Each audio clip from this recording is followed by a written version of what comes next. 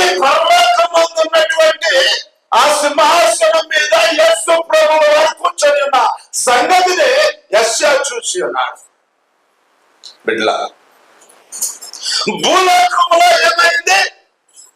ఒక సింహాసనం మీద ఉన్న రాజు చనిపోయినాడు. దేవుని సింహాసనం శాశ్వతమైనది.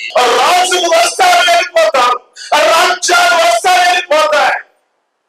సింహాసనాలు పడగొట్టబడతాయి, లేస్తాయి.